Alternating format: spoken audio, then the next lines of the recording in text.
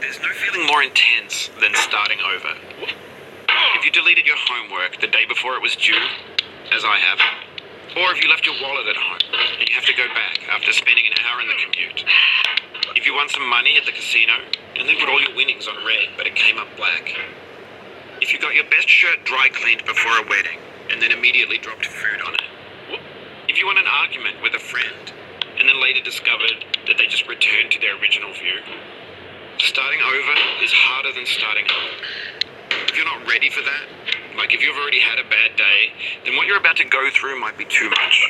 Feel free to go away and come back. I'll be here. Alright, thanks for coming with me on this trip. I'll understand if you have to take a break at any point. Just find a safe place to stop and quit the game. Don't worry, I'll save your progress, always. Even your mistakes.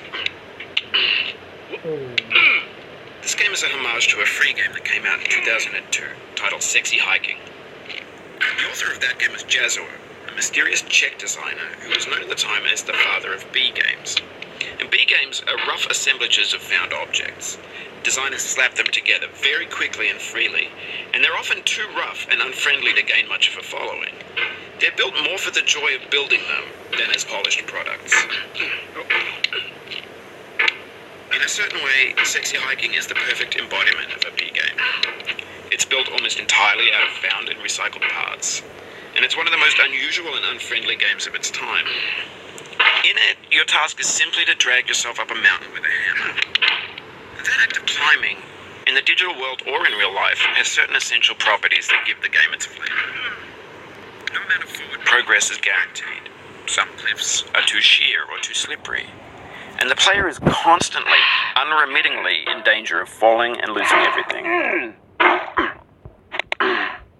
Anyway, when you start Sexy Hiking, you're standing next to this dead tree that blocks the way to the entire rest of the game.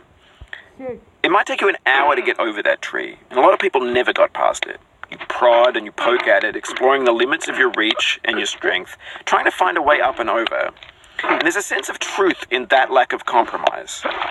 Most obstacles in video game worlds are fake. You can be completely confident in your ability to get through them once you have the correct method or the correct equipment or just by spending enough time. In that sense, every pixelated obstacle in Sexy Hiking is real.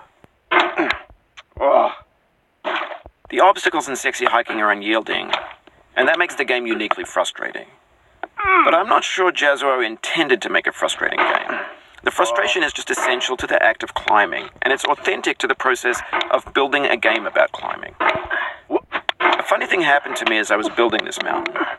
I'd have an idea for a new obstacle, and I'd build it, test it, and it would usually turn out to be unreasonably hard. But I couldn't bring myself to make it easier. It already felt like my inability to get past the new obstacle was my fault as a player rather than as a builder.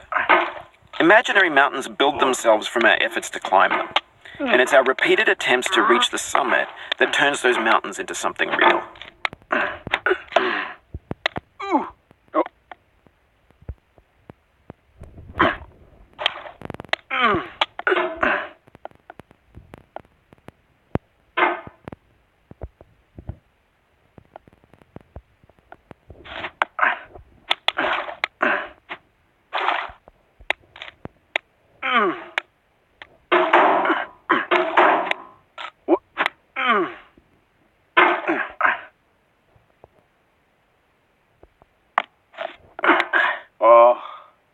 You just lost a lot of progress.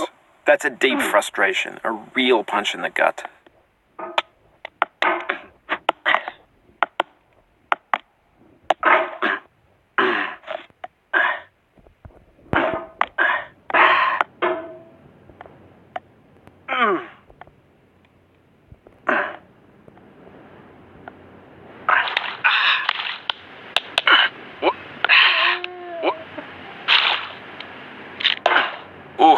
Sorry about that.